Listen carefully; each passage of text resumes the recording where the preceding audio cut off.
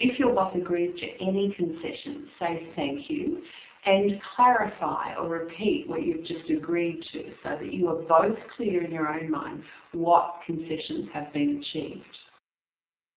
Discretion is a virtue. There's a proverb in the Bible that says, beauty in a woman without discretion is like a gold ring in a pig's snout. So don't be a pig, don't be indiscreet. If you do get a pay rise, you should keep it to yourself.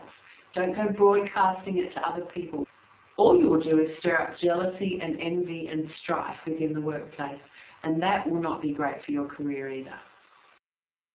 If your request is ultimately denied for reasons of budget or timing, make sure you get a commitment of when it will be reviewed again and of the things that you can do between now and that time to ensure a good outcome when it does come time.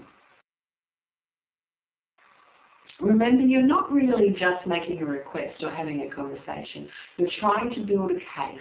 So look for evidence, look for sources that are independently verified, not just your opinions. There are many different things that affect the cost of staff and the wages that you have to pay to them, like where you live and work, the costs associated with getting to work and staying at work, the costs associated with continuing development and training within your position, how your workplace compares to other geographical locations that your company might have, the company's position concerning staff turnover. Are a lot of people leaving, or is it a very stable workforce? Is the headcount growing, reducing, or very static? Are the number of people currently employed in line with their planned levels, or are they struggling to get people? Are the company's results, for example, their profitability, in line with their planned results, or are they struggling in profitability? The likely range of percentage increases, the recent history of pay rises and pay reviews. What precedents would be set for other employees by giving you a pay rise?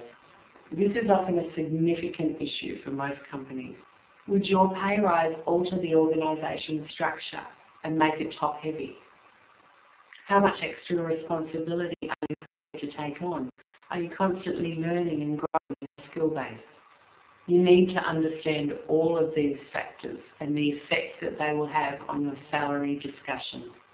For example, if you are in a very high inflation environment, then your case for a pay rise will be much stronger than if inflation is low.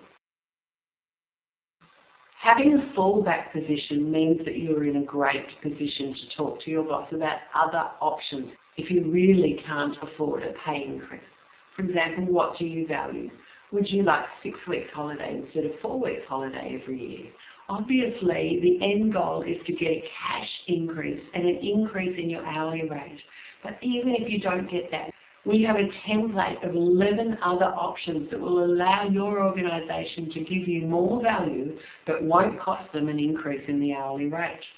This means even if you have Scrooge himself or your boss and he says no, we have 11 different ways to show him that he can actually say yes without it costing him an increase in the hourly rate. So you're going to win even when he says no.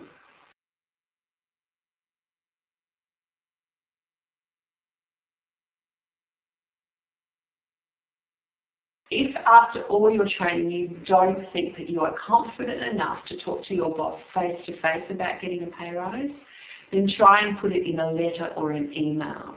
Anything that's written down will have to be acted upon. So tell him exactly what you want, not what you don't want. In other words, say, I want a pay rise, not I don't want to work here at the same pay anymore. Say things in the positive, what I want. And also make sure you give him a time frame. I expect to hear back from you within the next 3 weeks, or I know that you may have to discuss this with other people, so I will allow 3 weeks to hear back from you. In other words, you give him a specific time frame that you are expecting that conversation to happen.